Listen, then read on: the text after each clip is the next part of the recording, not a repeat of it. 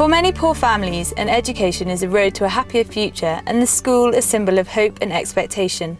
Letter D. Letter D. Letter F. Grandfather. Grandmother. Grandmother. Uncle. But in the absence of such basic amenities as safe water for drinking, soap for hand washing and clean toilets, the school can become a place of embarrassment, shame and disgust, particularly for adolescent girls. Ka dek choche ok bed maler to nyiri doktor biro school nikech ka choler to you feel comfortable kata ka in e iye.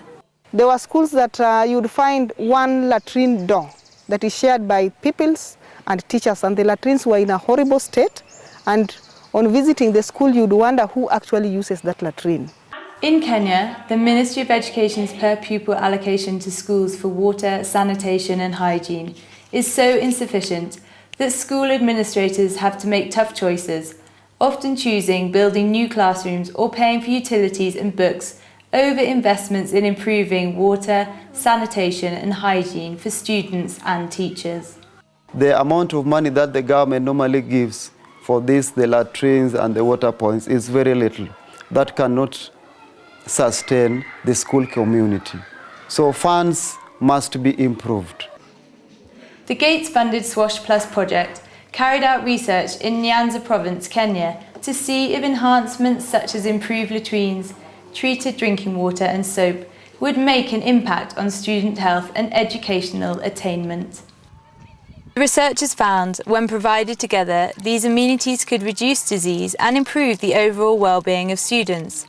For example, a combination of water, sanitation and hygiene services reduced the risk of diarrheal diseases by 66%.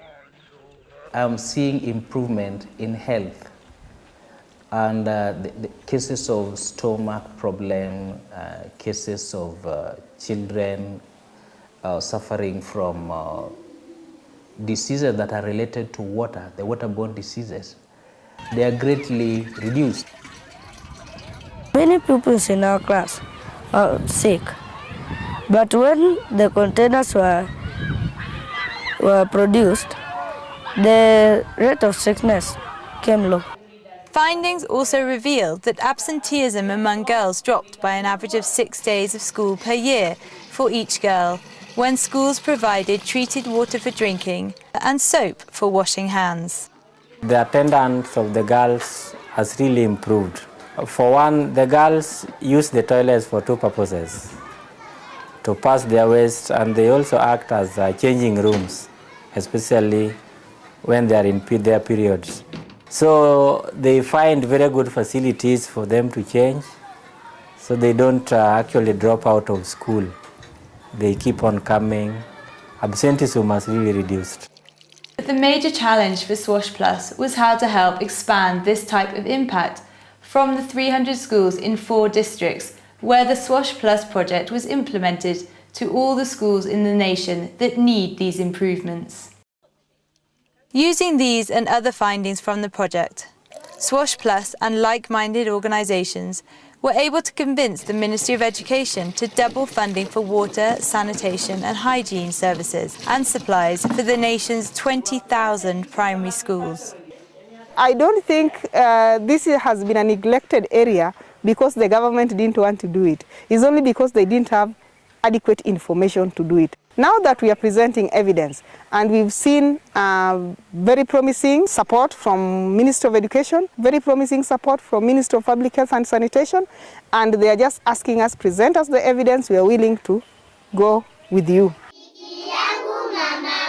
Rafiki yangu mama we. Rafiki yangu mama we. Rafiki yangu mama we. While still insufficient to meet demand, the doubling of funds may mean the difference between whether or not a school is able to buy soap, water treatment chemicals and latrine cleaning supplies. We want to have a WASH, which is like a part of a SWAS, to be replicated all over the country, and that will give us the bigger picture of reduction, a remarkable reduction of diarrheal diseases in the whole country. We have built a relationship between government and research institutions which are local, and that partnership can be used to interrogate virtually anything, any decision you need to make, that can now be used. So it will go way beyond the life of WASH and beyond just WASH as an intervention point. The project shows that when governments are willing, nationwide change can be achieved through targeted research and other contributions from development partners.